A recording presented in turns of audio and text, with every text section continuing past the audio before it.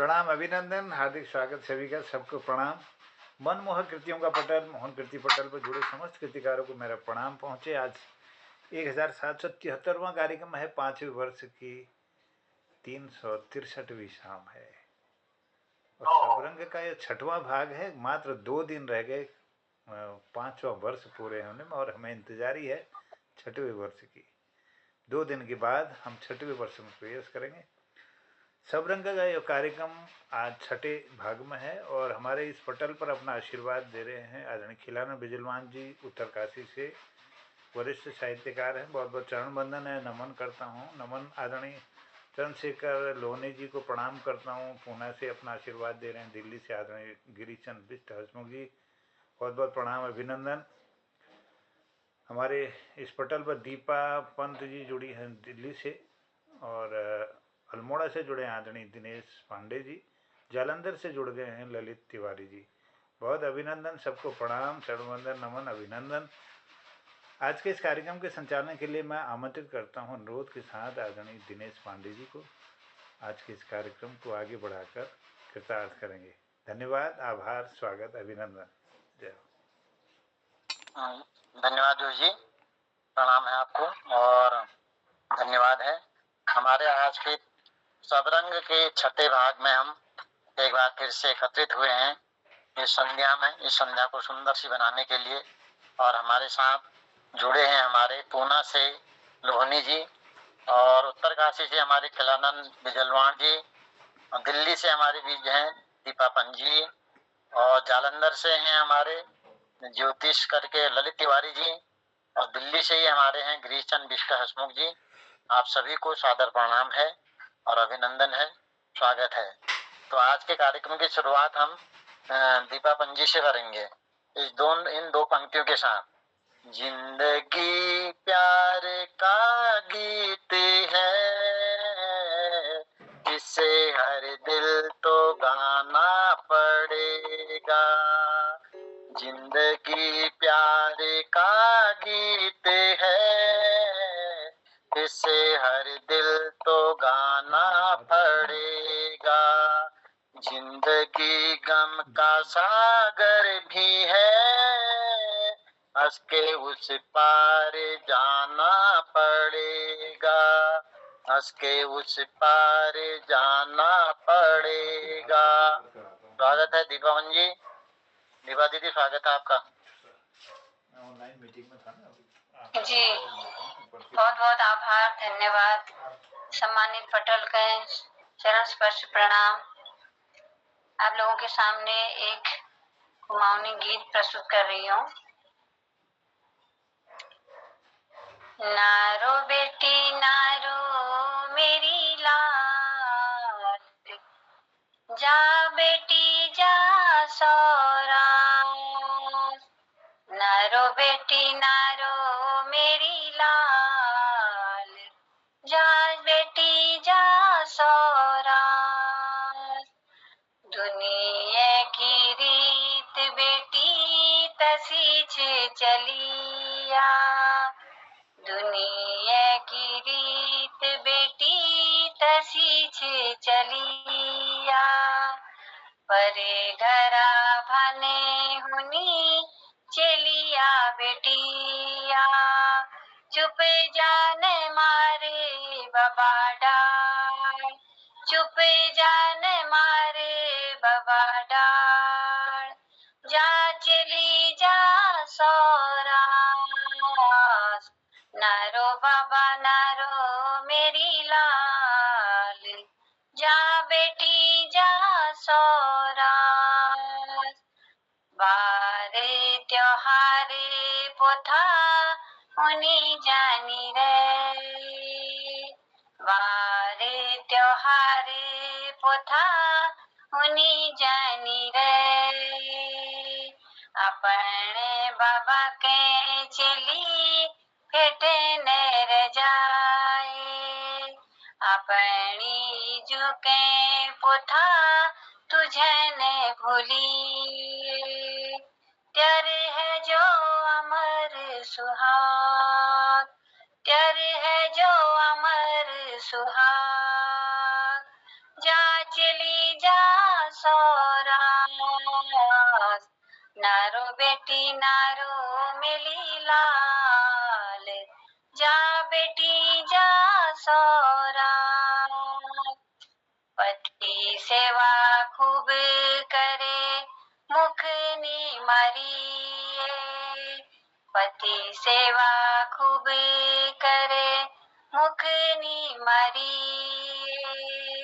पतिव्रता धर्मे चली पुरे निभदिये, पतिव्रता धर्मे चली पुरे निभदिये। प्यार है जो अमर सुहाग, प्यार है जो सारे संसार, जा चली जा सौरा। नारो बेटी नारो मेरी लाल, जा बेटी जा सौरा। नारो पोथा नारो मेरी लाल, जा पोथा जा सौरा। बहुत बहुत आभार, धन्यवाद। पढ़िया लिखिया छे तू नैति ज्ञाना, पढ़िया लिखिया छे तू नैति ज्ञाना। सासु सौरा समझिए व्यापत समाना, सासु सौरा समझिए व्यापत समाना।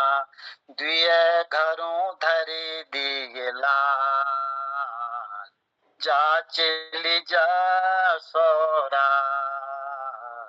नरो पोथा नरो मेरी लाल, जा चली जा सौरा। आज से 30-40 साल पहले जब ये कहीं भी शादी होती थी और जश्न में बारात विदा होती थी, गोपाल बाबू गोस्वामी का ये गीत हमेशा बजता था और शायद ही कोई आंखें ऐसी रह पाती होंगी जो नम नहीं हो पाती होंगी। सबके आंखों में आंसू आ जाते थे। बहुत सुंदर, और हर बारात में लगभग बजता था। बहुत सुंदर आपने मधुर कंठ के साथ इसको निभाया, बहुत सुंदर। दीपा जी धन्यवाद आपका, साधुवाद। और इसी के साथ मैं क्रम को आगे बढ़ाते हुए आदरणीय हसमुख जी को आमंत्रित करता हूँ। परदेसी परदेसी जाना नहीं, मुझे छोड़ के परदेसी मेरे वादा निभाना। मुझे याद रखना कहीं भूल न जाना, परदेसी परदेसी जाना नहीं, मुझे छोड़ के। स्वागत है हसमुख जी। धन्यवाद दिनेश जी, सबको नमस्कार प्रणाम कर लो। और सदरंग प्रोग्राम चल रहा है, एक फिल्मी गीत आई कह दिनों, कोशिश कर लो कतु सफलता मिली हमको। बुढ़िया का गीत गाने पर मुश्किल है, कोई चिरोड़ी जैसा। मोहम्मद रफील कह रहा है वो गीत, तो हमने कोशिश कर लो। ओ तुमसे अच्छा कौन है, दिल जिगर लो जान लो, तुम्हारे हैं सनम, तुम हमें पहचान लो। ओ तुमसे अच्छा कौन है, दिल जिगर लो जान लो, तुम्हारे हैं सनम, तुम हमें पहचान लो। मैं हूँ वो झोंका मस्त हवा का, संग तुम्हारे चलता रहूंगा। मैं हूँ जब से हुई है तुमसे मोहब्बत, मिलता रहा हूँ मिलता रहूंगा। मैं हूँ वो झोंका मस्त हवा का, संग तुम्हारे चलता रहूंगा। जब से हुई है तुमसे मोहब्बत, मिलता रहा हूँ मिलता रहूंगा। ओ तुमसे अच्छा कौन है, दिल जिगर लो जान लो, हम तुम्हारे हैं सनम, तुम हमें पहचान लो।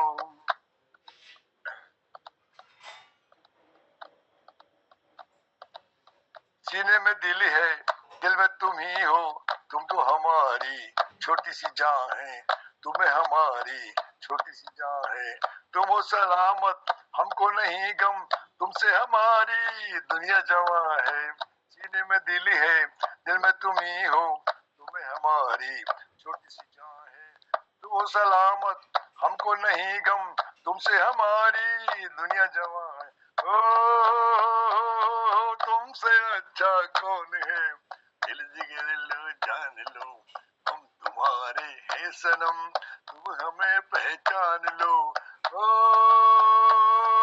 तुमसे अच्छा कौन है, दिल जिगर लो जान लो, हम तुम्हारे हैं सनम, तुम हमें पहचान लो। धन्यवाद साहब।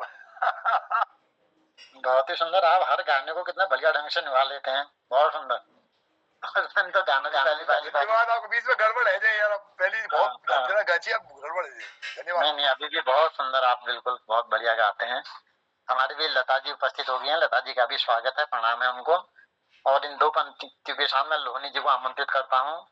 देखा एक ख्वाब तो ये सिलसिले हुए, दूर तक निगाहों में गुल खिले हुए, ये गिला है आपकी निगाहों में, फूल भी हो दरमिया तो फासले हुए, देखा एक ख्वाब तो ये सिलसिले हुए। स्वागत है लोहनी जी।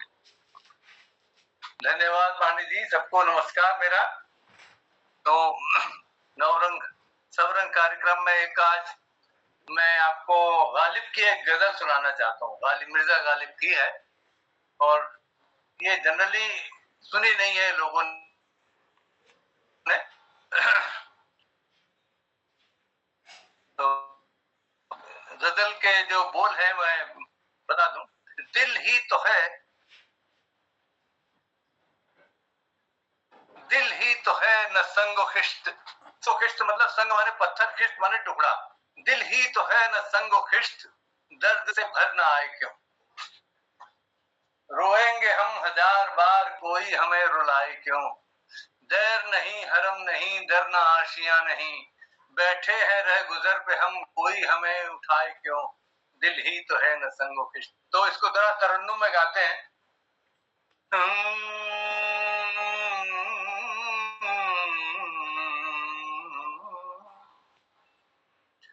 दिल ही तो है न संगो खिश्त, दिल ही तो है न संगो खिश्त, दर्द से भर ना आए क्यों। दिल ही तो है न संगो खिश्त, दर्द से भर ना आए क्यों। रोएंगे हम हजार बार, रोएंगे हम हजार बार कोई हमें सताए क्यों। दिल ही तो है न संगो खिश्त, दर्द से भर ना आए क्यों। दिल ही तो है न संगो खिश्त। दैर नहीं हरम नहीं, दैर नहीं हरम नहीं डरना आशियां नहीं, दैर नहीं हरम नहीं डरना आशियां नहीं, बैठे हैं रहे गुजर पे हम, बैठे हैं रहे गुजर पे हम कोई हमें उठाए क्यों। दिल ही तो है न संगो खिश्त, दर्द से भर ना आए क्यों। दिल ही तो है न संगो खिश्त। ये लंबी गजल है, इसका अंतिम मैं अभी अगला वो छंद गा रहा हूँ, अंतिम रहेगा। बहुत खूब। गालिब ए खस्ता के बगैर कौन काम रुके हुए। किसी के बगैर कोई काम रुकता नहीं है दुनिया में। तो गालिब कहते हैं, गालिब ए खस्ता के बगैर कौन काम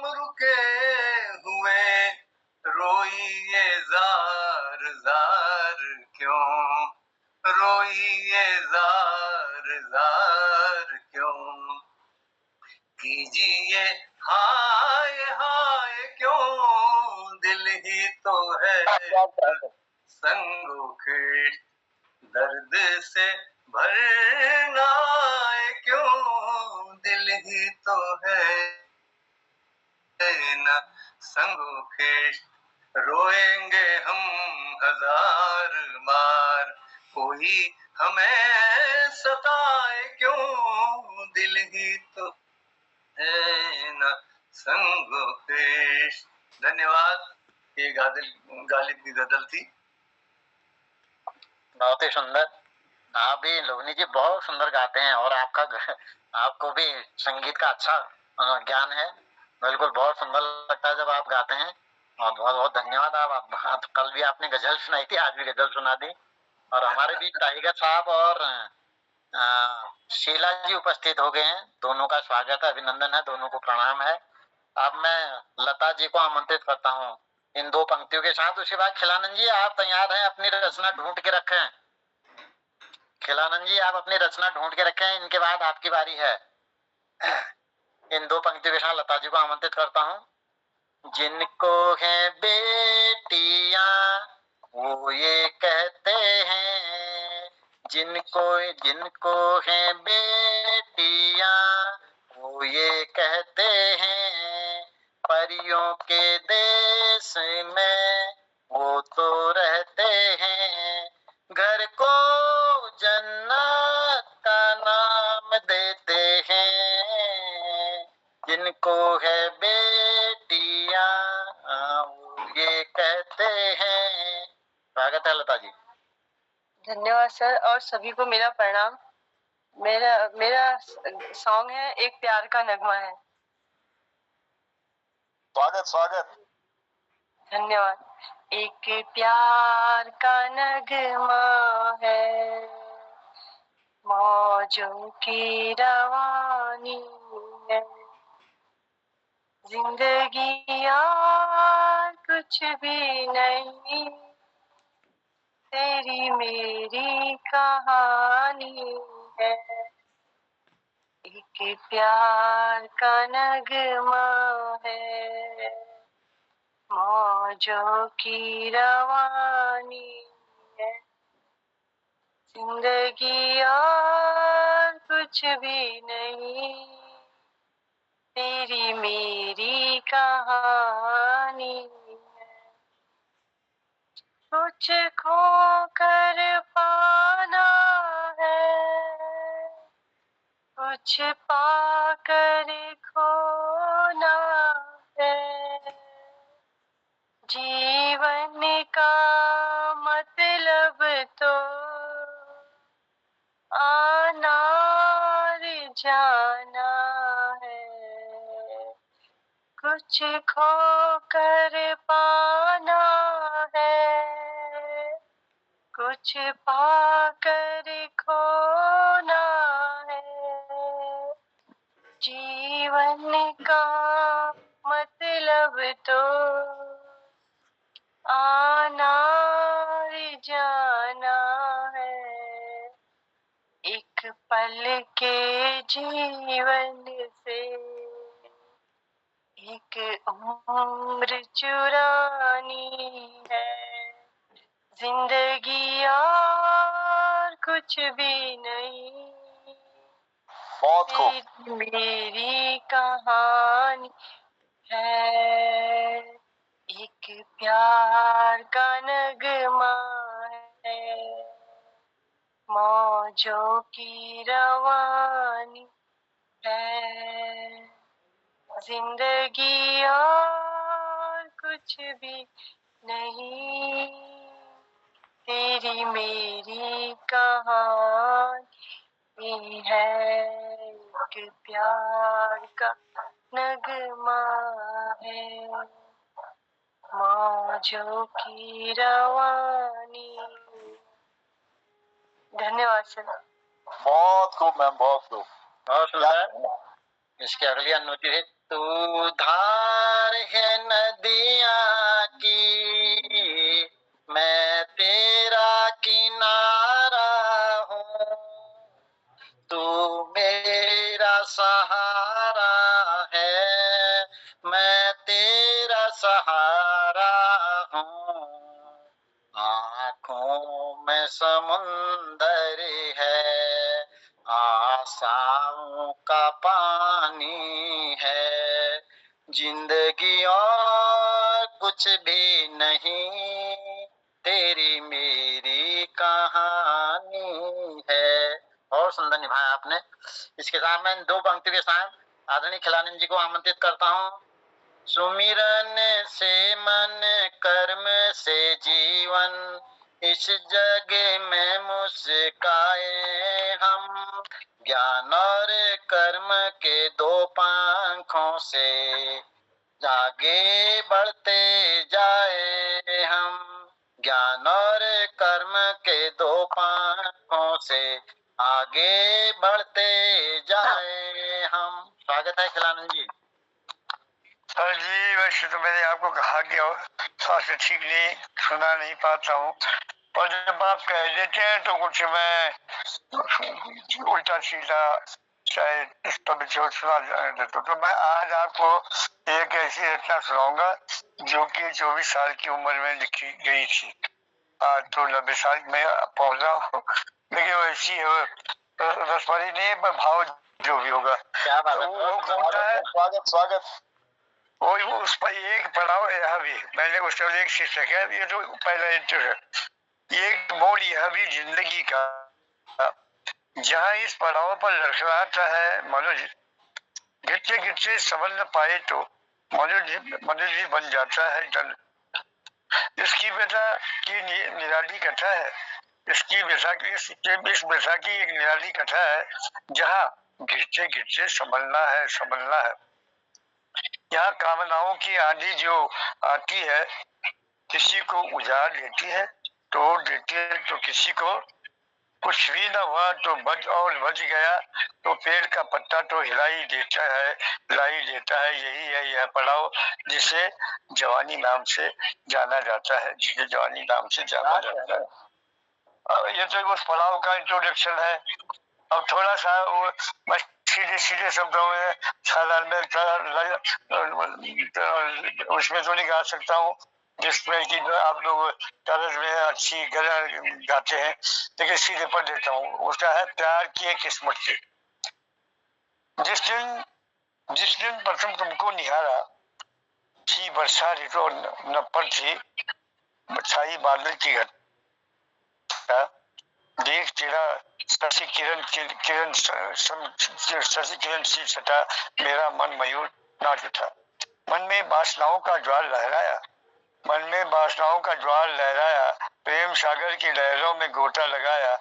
मैंने सोचा प्रेम का प्रभात हो आया, शायद इसी से दिल इसने दुआया, शायद इसी से दिल दुआया। जिस दिन पत्र मैंने तुमको निहारा, थी वर्षा ऋतु न पर छाई थी बादल की जट। मैं कल्पनाओं की मदिरा पीने में व्यस्त था, मैं कल्पनाओं की मदिरा पीने में व्यस्त था और तेरे प्यार के विचारों में मस्त था। सोचा तुम जा नहीं सकोगी कहीं, जब तक तुम्हें प्रेम बंधन में बांधूंगा नहीं। चंद्रमुखी तुम्हें देखने को आंखें तरसती, तुम्हारी चंचलता बरबसी दुआती, मुस्कान तुम्हारी मेरे उड़ का संदेह मिटाती। निराशा से मुरझी कलियों को खिलाती, निराशा से मुरझी कलियों को आती। जिस दिन प्रथम तुमको निहारा, थी वर्षा ऋतु न पर छाई थी बादल की घटा। बहुत कली कली तेरे जीवन की नींद खिल रही थी, कली तेरे जीवन की नींद खिल रही थी, लहरें तरंगे मन में पैदा हो रही थी। तितली सी लगती थी तू प्यारी, जब रंग बिरंगी पहनती थी साड़ी, जब रंग बिरंगी पहनती थी साड़ी। तेरी उस कटी की लचक देखकर किसी बेहोश न करते थे काम के सर, किसी बेहोश न करते थे इस काम के सर। आहा मनमोहक तुम्हारा गठीला तन, लुभावेगा नहीं क्या मानव का मन, लुभावेगा नहीं क्या मानव का तन। जिस दिन प्रथम तुमको निहारा, थी वर्षा ऋतु न पर छाई थी बादल की घटा। मेघनैनी क्या वर्णन करूं मैं तुम्हारा, तेरे तिरछी चितवन ने मुझको मारा, मेरी इन वेदनाओं को तूने न जाना, कोमल हृदय पर बनाया निशाना, कोमल हृदय पर बनाया निशाना।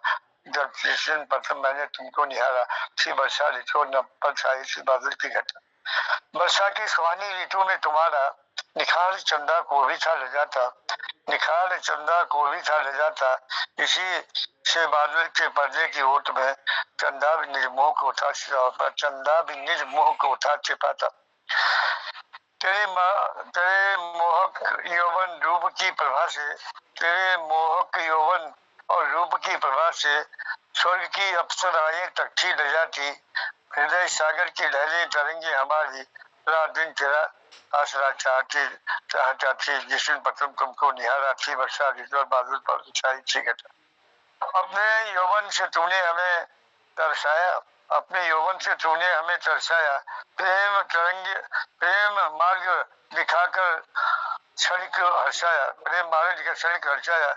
किंतु किंतु मध्य में विघ्न जो कर दिया, किंतु मध्य में विघ्न जो कर दिया, प्रेम बंधन को तुमने न पूरा निभाया, प्रेम बंधन को तुमने न पूरा निभाया। तुम्हारी तुम्हारी कामनाओं की लूट तुम्हारी कामनाओं को लूट करके रोका जिससे कि प्रेम सागर के मध्य में तुम मुझे दे रहे हो धोखा, तुम मुझे दे रहे हो धोखा। काश प्रेसी यदि इस बंधन, काश प्रेसी यदि इस बंधन को करते किनारे, तो उन अधूरे प्यार हो संकेतों का पूरस चरण के देखते केवल नफसे इशारे। जिस दिन प्रथम तुमको निहारा, थी वर्षा ऋतु बादल पर छाई थी घटा। रोज रखा था नेह नाम तुम्हारा, रोज रखा था नेह नाम तुम्हारा। याद में इस नाम पर हमने पुकारा, लहरें तरंगे से प्रेम चातक हम तुम्हारे। वो आज कहाँ छुपी वह सहारा हमारा, वो कहाँ छुपी वह सहारा हमारा। जिस दिन प्रथम तुमको निहारा, कि वर्षा ऋतु न वर्षा ऋतु बादल की घटा। ये 24 की उम्र में लिखी गई गहरी, आज मैंने इसको भूलने के लिए बेशर्मी करके पटल को सुना दी। क्षमा करेंगे और धन्यवाद। दाजू एक बात पूछ रहा हूँ, आप जैसा जवानी में रंगीला व्यक्ति बूढ़ा क्यों हुआ यार, मेरे समझ नहीं आ रहा है। वाह, जुग जुग जियो। मैंने इसीलिए तो कहा कि शायद ही कोई पेड़ होगा ऐसा जो हिला ना हो। पत्ता तो हिला ही होगा, कहीं ना टूटी हो, शेर ना हो, पत्ता तो हिला ही होगा। जिसमें आप भी अछूते ना हो, दूसरे भी अछूते नहीं है, तो बगल क्या करें। इस बुढ़ापे में तो आदमी को एक तरह के सिवा यादों के सिवा नहीं रहता है। आपकी कविता पे एक शेर ये मेरा याद आ गया मुझे, बोलिए। सुनिए, ये इश्क क्या खूब चीज है, सुनिए जरा जनाब। ये इश्क क्या खूब चीज है, सुनिए जरा जनाब। बुड्ढों को गुदगुदा कर जमा कर देता है जनाब, बुड्ढों को गुदगुदा कर जमा कर देता है जवाब। सही बात है। बहुत बढ़िया, बहुत बढ़िया। धन्यवाद धन्यवाद। माइक भी ऑन कर दीजिएगा, माइक भी ऑन कर दीजिएगा। अपने 15-20 रचनाएं इस प्रकार की है ना, लेकिन किसी को नहीं, आज मैंने सुना ही दी है। बहुत सुंदर रचना और जवानी में लिखी गई आपकी। सारी जो लिखी है सब सुना देना जब तक हमारे साथ है। कोई बात नहीं, पर उस समय ना अभी मैं बाहर आ रखा हूँ कमरे से बाहर। दाजू हम आज जवान हो गए, जवान। कौन आप जवान हो गए?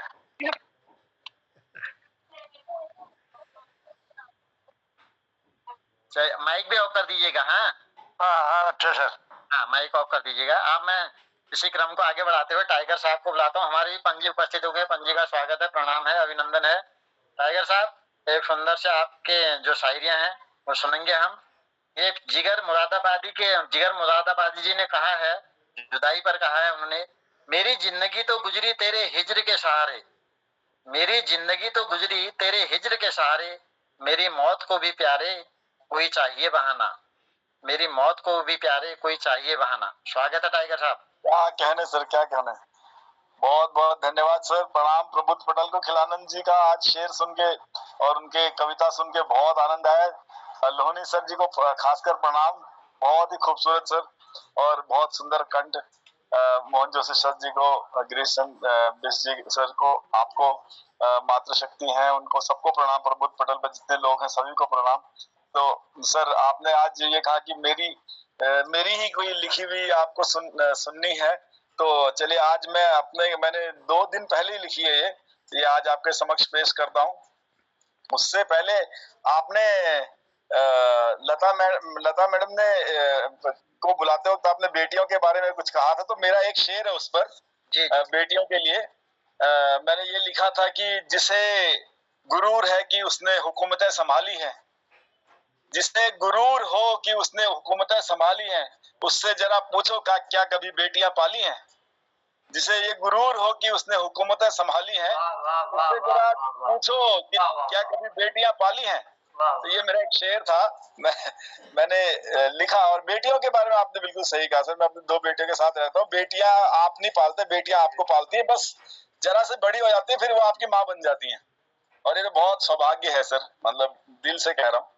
एक ये आजकल बारिशें चल रही है, तो बारिशों पे 2 शेर लिखे थे, आपकी नजर करता हूँ सर आपकी आज्ञा से, कि ये बारिशें भी आबशार, ये बारिशों में आबशारों दिलकश नजारे, ये बारिशों में आबशार दिलकश नजारे। आबशार मतलब होता है सर झरना, आबशार। ये बारिशों में आबशार और दिलकश नजारे, तो कहीं टपकती छतों के तले रात गुजारे। ये बारिशों में आबशार दिलकश नजारे, तो कई टपकती छतों के तले रात गुजारे। कईयों की तो दुआ कबूल है कि जब अब्र बरसे, अब्र मतलब सर बादल। कईयों की तो दुआ कबूल है कि जब अब्र बरसे, और कई बाढ़ सैलाब में फिर से हारे। कईयों की तो दुआ कबूल है कि जब अब्र बरसे, और कई बाढ़ सैलाब में फिर से हारे। ये तो कॉन्ट्रडिक्शन है सर जिंदगी का। कोई कहीं बारिश हो रही है तो किसी का फायदा हो रहा है, किसी का नुकसान हो रहा है।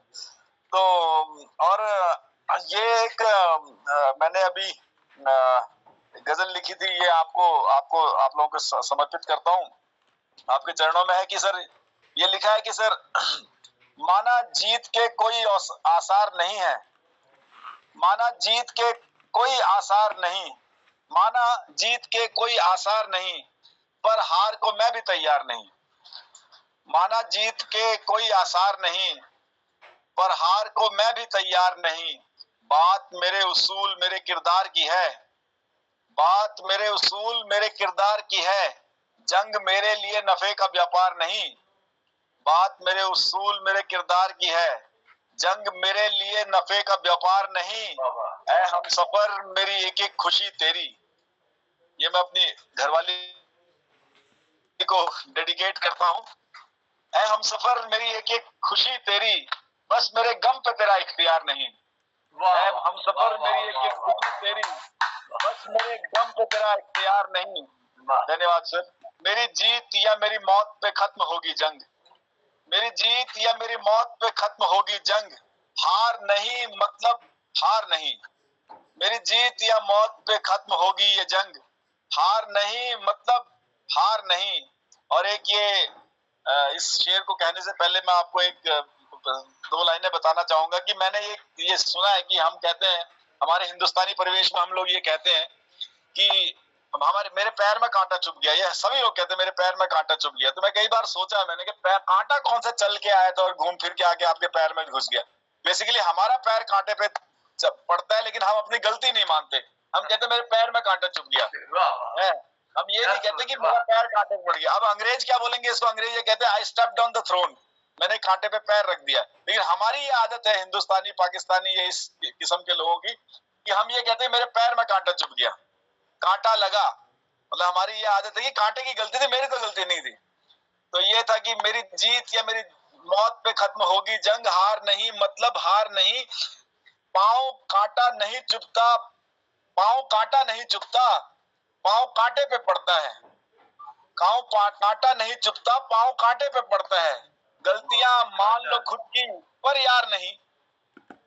पांव कांटा नहीं चुभता, पांव कांटे पे पड़ता है। गलतियां मान लो खुद की पर यार नहीं।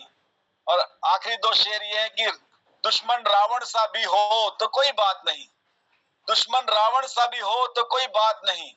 भाई कुंभकर्ण सा हो विभीषण सा गद्दार नहीं। वाह वाह। दुश्मन रावण सा भी हो तो कोई बात नहीं, भाई कुंभकर्ण सा हो, विभीषण सा गद्दार नहीं।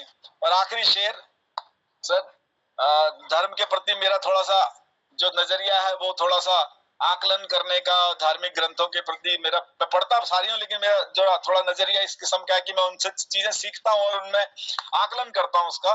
तो रामायण पढ़ रहा था तो मैं रामायण खत्म करने के बाद मैंने सोचा कि पूरे रामायण में श्री राम जी का सबसे बड़ा भक्त मुझे ढूंढना था। तो मैंने देखा कि या तो किसी का जन्म हुआ है राम भक्ति के लिए, हनुमान जी, सीता जी उनकी पत्नी थी, लक्ष्मण जी उनके भाई थे, उनका तो उद्देश्य था राम भक्ति के लिए। लेकिन मुझे एक किरदार ऐसा लगा अंगद में कि जो कि अपने पिताजी के कातिल का भी भक्त था। उससे बड़ा भक्त मुझे राम का मेरे नजर में नहीं मिला, अंगद से बड़ा, कि जिसके पिता का वध राम ने किया हो और फिर भी वो राम का चरणों में सिर रखा उन्होंने। क्योंकि बाकी सबका तो एक ध्येय था, हनुमान जी रुद्र अवतार थे, वो थे ही हनुमान, वो तो वेट कर रहे थे राम जी का, शबरी भी वेट कर रही थी, सभी लोग वेट कर रहे थे। तो ये मेरा आकलन है कि अंगद सा कोई राम भक्त नहीं हुआ। तो ये आखिरी शेर आप लोगों की नजर है कि दुश्मन रावण सा भी हो तो कोई बात नहीं, भाई कुंभकर्ण सा, विभीषण सा गद्दार नहीं, पिता के कातिल के चरणों पे भी रखा सर, पिता के कातिल के चरणों पे भी रखा सर, राम भक्ति में अंगद सा अवतार नहीं। वाह वाह वाह। पिता के कातिल के चरणों पे भी रखा सर, राम भक्ति में अंगद सा कोई अवतार नहीं, माना के जीत के कोई आसार नहीं, पर हार को मैं भी तैयार नहीं। बाकी एक ये कहना चाहूंगा सर कि मैं थोड़ा फौजी आदमी हूँ तो मेरी रचनाओं में थोड़े जंग, तलवारें और हथियार तो ये थोड़े ज्यादा लगते हैं, तो इसके लिए क्षमा चाहूंगा। लेकिन मैं कभी वही कोशिश करता हूँ कि मैं सोचता हूँ कि गमों के ऊपर, दुखों के ऊपर भी लिखूं, तो फिर उसका नतीजा यही निकलता है कि दुख बयां करने से अच्छा दुख का अगर रास्ता खोजा जाए शायरी के माध्यम से तो मुझे वो थोड़ा सार्थक लगता है। तो मैं इसी की सबसे लिखता हूँ। आप लोगों का सुनने के लिए बहुत बहुत धन्यवाद सर, प्रणाम। टाइगर जी, जो फौजी है अगर दुख हो, ये दुख की तरफ अगर ध्यान देगा, फौजी कहाँ से रहा, आप फौजी है, इसलिए आपको दुख और गम का कोई मजा नहीं है। बहुत बहुत धन्यवाद। प्रणाम सर, बहुत बहुत धन्यवाद। बहुत सुंदर टाइगर खान, आपने बहुत सुंदर सुंदर शायरियां सुनाई और उसमें बीच में आपने रामायण से जोड़ के कई चीजें बहुत नई नई बिल्कुल नया सोचा आपने। जैसे कांटे का आपने बताया कि वास्तव में हम कांटे के ऊपर पांव रखते हैं, ऐसा हमने सोचा ही नहीं था, हम घाटा सुबिया कहते हैं। बिल्कुल बहुत सुंदर, कड़ा मात्र सब खूट धर रही यार, आदि जतरे सर कड़ा में खूट धरने सर। फिर भी हम कहते खुट में कांड, फिर भी हम खुद कहते खुट में कांड बुड़गो, मेल खुट में पांव धरे न पे। चलो कार्यक्रम का आगे बढ़ाते हैं, मैं आदरणीय पंजी को आमंत्रित करना। सजन रे झूठ मत बोलो, खुदा के पास जाना है, न हाथी है न घोड़ा है, वहाँ पैदल ही जाना है। सजन रे झूठ मत बोलो। पंजी स्वागत है। बहुत बहुत धन्यवाद बीच में योगदान के लिए। मैं जोड़ा था पहले मोहनदा, हम साथ साथ जुड़ गए थे, बीच में फिर कोई अचानक काम आ गया। तो एक देशभक्ति का पंजाबी गाना सुना रहा हूँ आपको। स्वागत सर, स्वागत। असी देश दी चढ़दी लाली, असी देश दी चढ़दी लाली, रुत्ता रुत बहारा, रुत्ता रुत बहारा, असी देश दी चढ़दी लाली, असी देश दी चढ़दी लाली, असी देश दी चढ़दी लाली, रुत्ता रुत बहारा, हर दिन दिया नुहारा नबियां, हर दिन दिया नुहारा नबियां, नबियां मौज मल्हारा, असी देश दी चढ़दी लाली, असी देश दी चढ़दी लाली, ओए असी देश दी चढ़दी लाली, रुत्ता रुत बहारा, हर दिन दिया नुहारा नबियां, नबियां मौज मल्हारा, असी देश दी चढ़दी लाली।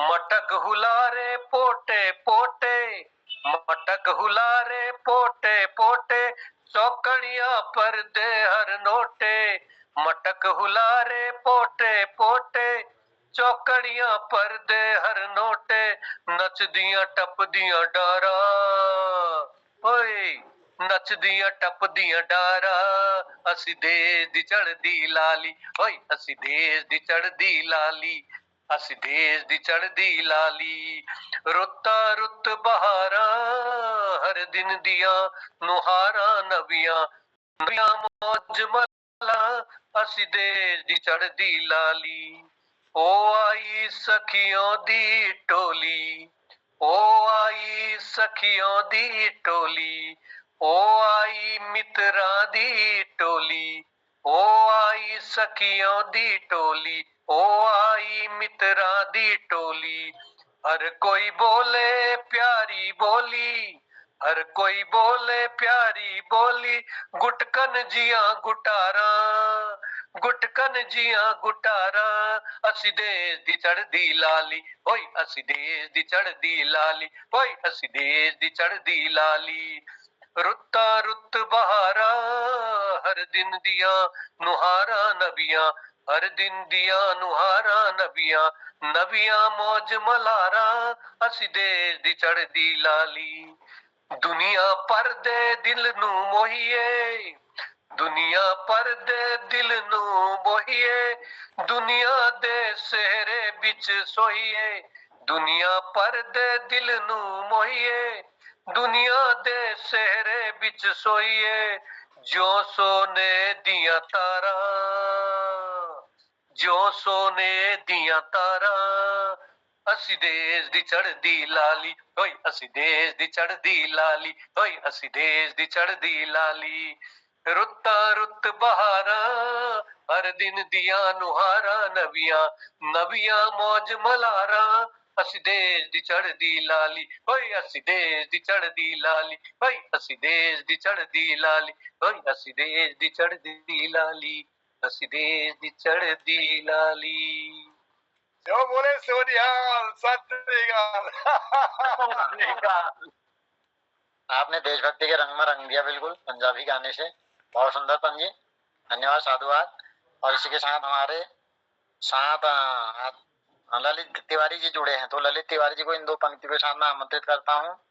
आने से उसके आए बहार, जाने से उसके जाए बहार, बड़ी मस्तानी है मेरी महबूबा, मेरी जिंदगानी है मेरी महबूबा। जी स्वागत है। नमस्कार, मंच पर उपस्थित शब्द विद्वानों या प्रणाम। आज चंद्रशेखर आजाद जी जन्मदिन होय।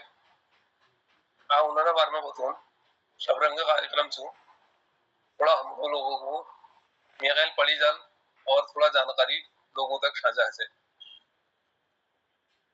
चंद्रशेखर आजाद भारत माता का अमर सपूत। भारत के स्वतंत्रता संग्राम में अनेक वीरों ने अपनी प्राणों की आहुति दी, परंतु कुछ नाम ऐसे होते हैं जो साहस, शौर्य और बलिदान के प्रतीक बन जाते हैं। उन्हीं में से एक नाम चंद्रशेखर आजाद बलिदानियों में से एक है। उनका जीवन युवाओं के लिए प्रेरणा स्रोत है। उनका बलिदान स्वतंत्रता के इतिहास में स्वर्ण अक्षरों में अंकित है। भारत की स्वतंत्रता का इतिहास केवल आंदोलन का इतिहास नहीं है, यह युवाओं के जोश, बलिदान और त्याग की प्रेरणादायक गाथा है। इसी इतिहास के एक ज्वलंत अध्याय का नाम चंद्रशेखर आजाद है। चंद्रशेखर आजाद का जन्म 23 मई 1906 को मध्य प्रदेश के अलीराजपुर जिले के भाबरा नामक गांव में हुआ। उनके पिता का नाम पंडित सीताराम तिवारी और माता का नाम जगरानी देवी था। बचपन से ही उनमें देशभक्ति की भावना फूट-फूट कर भरी थी। पढ़ाई लिखाई के साथ साथ निशानेबाजी और व्यायाम में निपुण थे। मात्र 24 वर्ष की आयु में देश के लिए शहीद हो गए। लेकिन उनके जीवन की गूंज आज भी हर भारतीय के हृदय में धड़कती है। लेकिन कुछ भारतीय अब इसे भूल चुके हैं, वो नाम तक याद नहीं है, क्योंकि हमें इतिहास में अब यह कम पढ़ाया जाने लगा है। केवल एक क्रांतिकारी ही नहीं थे, बल्कि एक विचारधारा थे जो अन्याय के सामने झुकना नहीं जानते थे। उनका साहस कितना अद्भुत था, इसका उदाहरण 27 फरवरी 1931 को देखने को मिला, जब एल्फ्रेड पार्क, जो अब चंद्रशेखर आजाद पार्क इलाहाबाद में होने पर आत्मसमर्पण नहीं किया, आखिरी गोली अपने लिए रखी, क्योंकि वे पकड़ा जाना नहीं चाहते थे। चंद्रशेखर आजाद का जन्म भाबरा गांव, अब चंद्रशेखर आजाद नगर, वर्तमान अलीराजपुर जिला, एक ब्राह्मण परिवार में हुआ। उनके पूर्वज ग्राम बदरका, वर्तमान उन्नाव जिला, बैसवारा में से थे।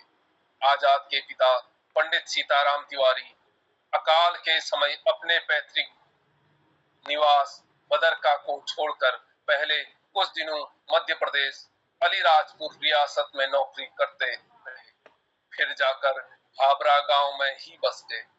यही बालक चंद्रशेखर का बचपन भी था। उनकी मां का नाम जगरानी देवी था।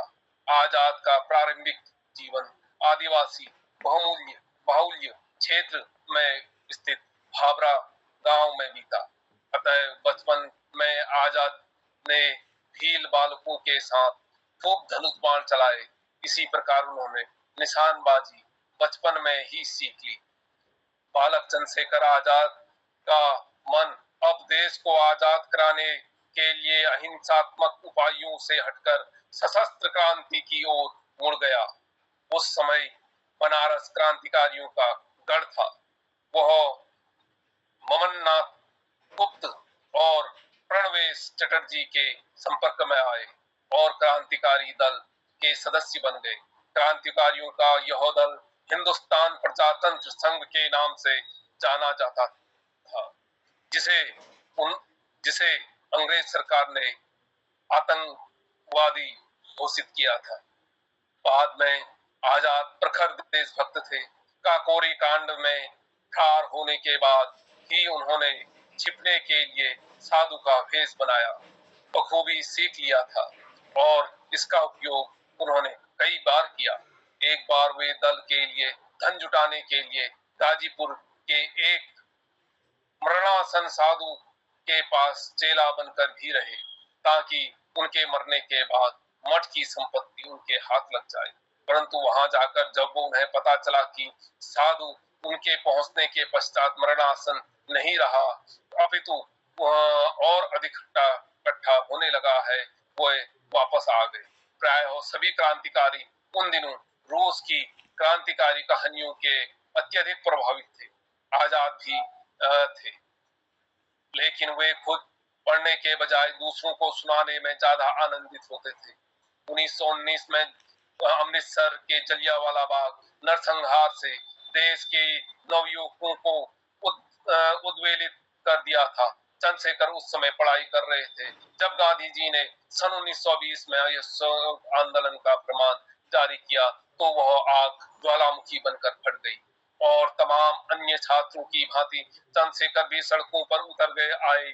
अपने विद्यालय के छात्रों के जत्थे के साथ इस आंदोलन में भाग लेने वे पहली बार गिरफ्तार हुए और उन्हें 15 बैतों की सजा मिली। इस घटना का उल्लेख पंडित जवाहरलाल नेहरू ने कायदा तोड़ने वाले एक छोटे से लड़के की कहानी के रूप में किया। ऐसे कायदे कानून तोड़ने के लिए एक छोटे से लड़के को, जिसकी उम्र 14 साल या 15 साल की थी और जो अपने आजाद कहता था, बैत की सजा दी गई। उसे नंगा किया गया और बैत से टिकटी बांध दिया था। बैत एक एक कर उस पर पड़ते और उनकी चमड़ी उधेड़ डालते, पर वो हर बैत के साथ चिल्लाता, भारत माता की जय, भारत माता की जय। वह लड़का तब तक यही नारा लगाता रहा जब तक वह बेहोश न हो गया। बाद में लड़का उत्तर भारत के क्रांतिकारियों के दल का एक बड़ा नेता बना। चंद्रशेखर आजाद के एक निर्धारित समय के लिए झांसी को अपना गढ़ बना लिया। झांसी से 15 किलोमीटर दूर ओरछा के जंगलों में वह अपने साथियों के साथ निशानेबाजी किया करते थे। अचूक निशानेबाज होने के कारण चंद्रशेखर आजाद दूसरे क्रांतिकारियों को प्रशिक्षण देने के साथ साथ पंडित हरिशंकर ब्रह्मचारी के छदम नाम से बच्चों को अध्यापन का कार्य भी किया करते थे। वह धीमानपुर गांव में अपने इस छदम नाम से स्थानीय लोगों के बीच बहुत लोकप्रिय हो गए। झांसी में रहते हुए चंद्रशेखर आजाद ने गाड़ी चलानी भी सीख ली थी। असहयोग आंदोलन के दौरान जब फरवरी 1922 में चोरी चौरा की घटना के पश्चात बिना किसी से पूछे गांधी जी के आंदोलन वापस ले लिया तो देश के तमाम नवयुवकों की तरह आजाद भी कांग्रेस के से मोह भंग हो गया और पंडित राम प्रसाद बिस्मिल, सचिंद्रनाथ सन्याल, योगेश चंद्र चटर्जी ने 1924 में उत्तर भारत के क्रांतिकारियों के को लेकर एक दल हिंदुस्तानी प्रजातंत्र संघ HRA का गठन किया, जिसे अंग्रेजों ने आतंकवादी घोषित किया और यह हमारे विषयों में भी पढ़ाया गया कि वो चंद्रशेखर आजाद आतंकवादी थे करके। फिर इसे कई सन 1990 के बाद पूरी तरह हटा दिया गया सभी किताबों से। चंद्रशेखर आजाद भी इस दल में शामिल हो गए। इस संगठन के जब गांव में अमीर घरों में डकैतियों डाली ताकि दल के लिए धन जुटाने की व्यवस्था हो सके, यह तय किया गया कि किसी भी औरत के ऊपर हाथ नहीं उठाया जाएगा। एक गांव में राम प्रसाद बिस्मिल के नेतृत्व में डाली गई डकैती में जब एक औरत ने आजाद का पिस्तौल छीन लिया तो उसने बलशाली शरीर से के बावजूद आजाद ने अपने वसूलों के कारण उस पर हाथ नहीं उठाया। उस डकैती में क्रांतिकारियों दल के 8 सदस्यों पर आजाद, जिसमें आजाद और बिस्मिल भी शामिल थे, पूरे गांव में हमला कर दिया।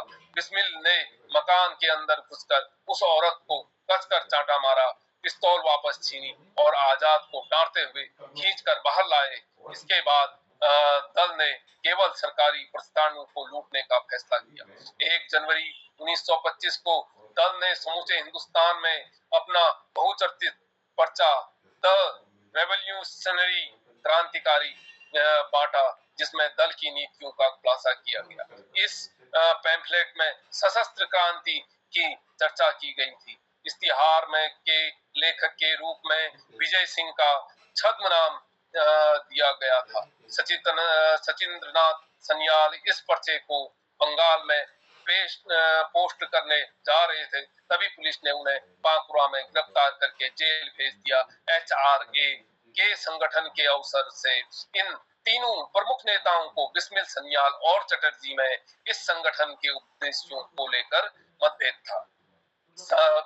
इस संघ की नीतियों के अनुसार 9 अगस्त 1925 को काकोरी कांड को अंजाम दिया गया, जब शाहजहांपुर से इस योजना के बारे में चर्चा करने के लिए मीटिंग बुलाई गई तो दल के एकमात्र सदस्य अशफाक उल्लाह खान ने इसका विरोध किया था।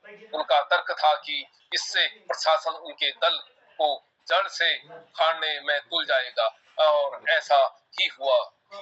अंग्रेज चंद्रशेखर आजाद को तो पकड़ न सके, लेकिन अन्य सर्वोच्च कार्यकर्ताओं पंडित राम बिस्मिल, अशफाक उल्लाह खान एवं ठाकुर रोशन सिंह को 19 दिसंबर 1927 तथा 2 दिन पूर्व राजेंद्र नाथ लिहाड़ी को 17 दिसंबर 1927 को फांसी पर लटकाकर मार दिया गया। सभी प्रमुख कार्यकर्ताओं के पकड़े जाने से इस मुकदमे के दौरान दल में प्रायः निष्क्रिय रहा। एक आधा बार बिस्मिल और योगेश चटर्जी आदि क्रांतिकारियों को छुड़ाने की योजना भी बनी, जिससे आजाद के अलावा भगत सिंह भी शामिल थे, लेकिन किसी कारणवश यह योजना पूरी न हो सकी।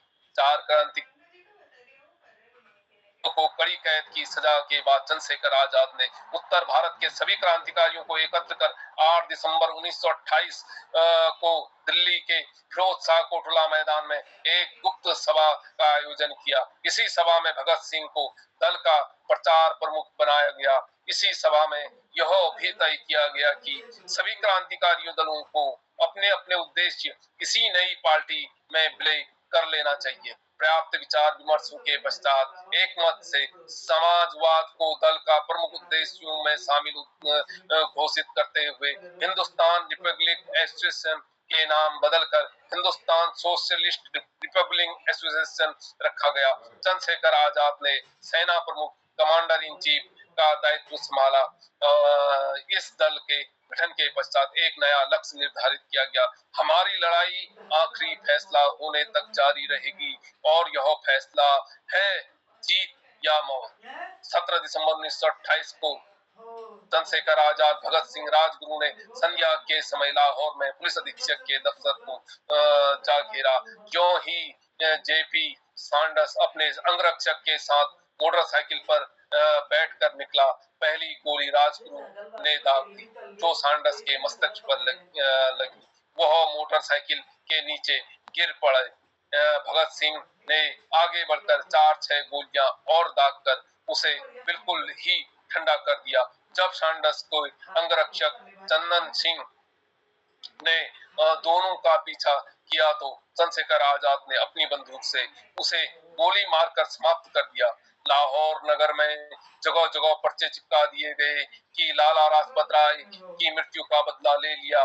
समस्त भारत में क्रांतिकारियों में इस कदम को सहारा गया। चंद्रशेखर आजाद ने सफल नेतृत्व में भगत सिंह बटुकेश्वर दत्त ने 8 अप्रैल 1929 को दिल्ली केंद्रीय असेंबली में बम विस्फोट किया। यह विस्फोट किसी को नुकसान पहुंचाने के उद्देश्य से नहीं किया गया था। विस्फोट अंग्रेज सरकार द्वारा बनाए गए काले कानूनों के विरोध में किया गया था। इस कांड के फलस्वरूप क्रांतिकारी बहुत जनप्रिय हो गए। केंद्रीय असेंबली में बम विस्फोट करने के पश्चात भगत सिंह और बटुकेश्वर दत्त ने स्वयं को गिरफ्तार करा लिया गया। वे न्यायालय को अपना प्रचार मंच बनाना चाहते थे। आजाद के प्रसंग में पंडित मोतीलाल नेहरू, पुरुषोत्तम दास टंडन का नाम शुमार था। जवाहरलाल नेहरू ने आजाद की भेंट आनंद भवन में हुई, जिसका जिक्र नेहरू ने अपनी आत्मकथा में फांसीवादी मनोवृत्ति के रूप में किया। इसकी कठोर आलोचना मनंतनाथ गुप्त ने अपने लेखन में की है। कुछ लोगों का ऐसा कहना है कि नेहरू ने आजाद को दल के सदस्यों को समाजवाद के प्रशिक्षण हेतु रूस भेजने के लिए 1000 रुपये दिए थे, जिसमें से 448 रुपये आजाद की शहादत के वक्त उनके वस्त्रों में मिले थे। संभवतः सुरेंद्रनाथ पांडे और यशपाल का रूस जाना तय था, पर 1928 से 31 के बीच शहादत का ऐसा सिलसिला चला कि दल लगभग बिखर सा गया, जबकि यह बात सच नहीं है। चंद्रशेखर आजाद की इच्छा के विरुद्ध जब भगत सिंह असेंबली में बम फेंकने गए, आजाद पर दल की पूरी जिम्मेदारी आ गई। सैंडर्स बस में भी उन्होंने भगत सिंह का साथ दिया और बाद में उन्हें छुड़ाने की पूरी कोशिश की। आजाद की सलाह के खिलाफ जाकर यशपाल ने 23 दिसंबर 1929 को दिल्ली के नजदीकी वायसराय की गाड़ी में बम फेंका और तो आजाद क्षुब्ध थे, क्योंकि वायसराय तो बच गया था पर कुछ कर्मचारी मारे गए थे। आजाद को 28 मई 1930 भगवती चरण बोहरा की बम परीक्षण की हुई शहादत से भी गहरा आघात लगा। इसके कारण भगत सिंह को जेल से छुड़ाने की योजना भी खटाई में पड़ गई थी। भगत सिंह, सुखदेव और राजगुरु को फांसी रुकवाने के लिए आजाद ने दुर्गा भाभी को गांधी जी के पास भेजा, जहां उन्होंने कोरा जवाब दे दिया था। आजाद के अपने बलबूते पर झांसी की और कानपुर में अपने अड्डे बना लिए थे। झांसी में मास्टर रुद्र नारायण सदाशिव मलकापुर, भगवान दास मोहर माहौर और तथा विश्वनाथ वैश्यान थे, जबकि कानपुर में पंडित शालिग्राम शुक्ल सक्रिय थे। शालिग्राम शुक्ल को 1 दिसंबर 1930 को पुलिस ने आजाद के एक पार्क में मिलने के जाते वक्त शहीद कर दिया था। HSRA द्वारा किए गए सांडक्स व दिल्ली असेंबली बम कांड में फांसी की सजा पाए तीनों अभियुक्तों में भगत सिंह, राजगुरु और सुखदेव की अपील करने से मना कर दिया था। अन्य सजायाफ्ता अभियुक्तों को तीनों ने प्री कैंसिल की अपील की। 11 फरवरी 1931 को लंदन में प्री कैंसिल में अपील सुनवाई हुई। इन अभियुक्तों की ओर से एडवोकेट प्रिंट ने बहस अनुमति मांगी थी, किंतु उन्हें अनुमति नहीं मिली। बहस सुने बिना अपील खारिज कर दी गई। चंद्रशेखर आजाद ने मृत्यु दंड पाए तीनों प्रमुख क्रांतिकारियों को सजा कम करने की काफी प्रयास किया। वे उत्तर प्रदेश के हरदोई जिले में जाकर गणेश विद्यार्थी से मिले। विद्यार्थी ने परामर्श कर वे इलाहाबाद गए। 20 जनवरी को जवाहरलाल नेहरू ने से उनके निवास आनंद भवन में भेंट की। आजाद ने पंडित नेहरू से यह आग्रह किया कि वे गांधी जी पर लॉर्ड इरविन से 3 की फांसी को उम्र कैद में बदलवाने के लिए जोर डाले। अल्फ्रेड पार्क में एक मित्र सुखदेव राज के मंत्रणा कर तभी CID का HSP नाट बाबर जीप से वहां आ पहुंचा। उसके पीछे पीछे भारी संख्या में कर्नलगंज थाने के पुलिस भी आ गई। दोनों की ओर भयंकर गोलीबारी में आजाद ने 3 पुलिसकर्मियों को मौत के घाट उतार दिया और कई अंग्रेज सैनिक घायल हो गए। अंत में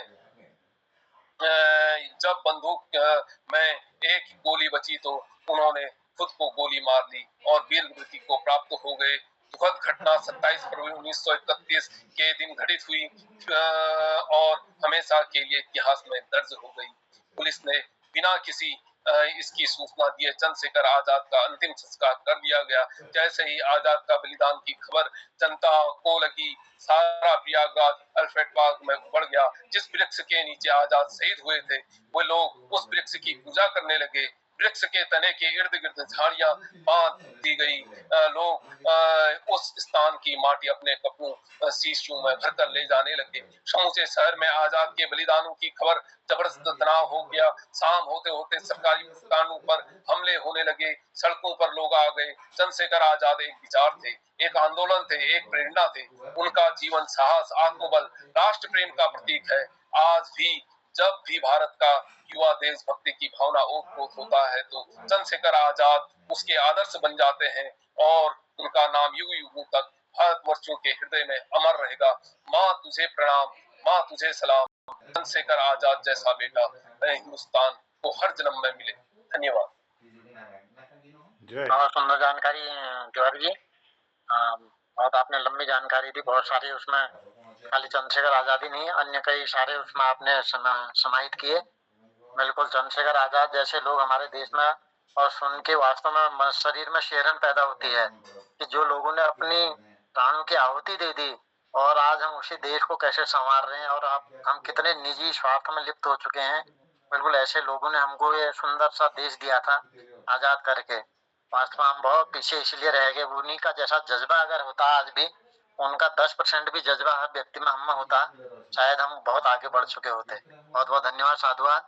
समय बहुत ज्यादा हो गया। मैं आदरणीय जोशी जी को समापन के साथ आमंत्रित करता हूँ, समापन भी करवाएंगे। स्वागत है जोशी जी। धन्यवाद आदरणीय दिनेश पांडे जी, सुंदर संचालन के लिए आभार। आज यह विशेष दिन है कि एक प्रसारण दिवस के रूप में भी इसको हम मनाते हैं और बाल गंगाधर तिलक जी का भी 1856 में आज ही के दिन उनका भी जन्म हुआ था, तो उनको भी याद करते हैं, नमन करते हैं। विस्तार से आदरणीय ललित तिवारी जी ने चंद्रशेखर आज़ाद जी के बारे में बताया और इन महान नेताओं की वजह से ही जो है हमारा देश आज़ाद हुआ और आज यह स्मरण करना हम सबका कर्तव्य है। तो नमन करता हूँ इन विभूतियों को और जुड़े हुए सभी लोगों का आभार व्यक्त करता हूँ, धन्यवाद करता हूँ।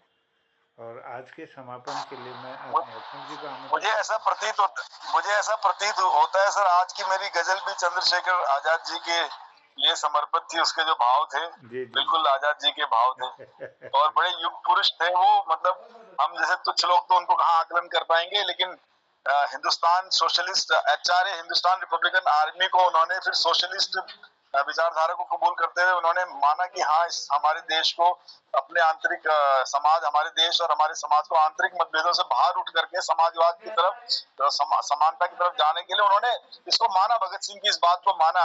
उनके दोनों के बीच में मतभेद थे थोड़े से उस वजह से, लेकिन उन्होंने लास्ट में माना कि हाँ, सोशलिज्म हमको चाहिए, नहीं तो हम अपने इसी ये समाज में जात पात, ऊंच नीच और ये जो हमारा जो धार्मिक विद्वेष है, जाति विद्वेष में ही फंसे रह जाएंगे।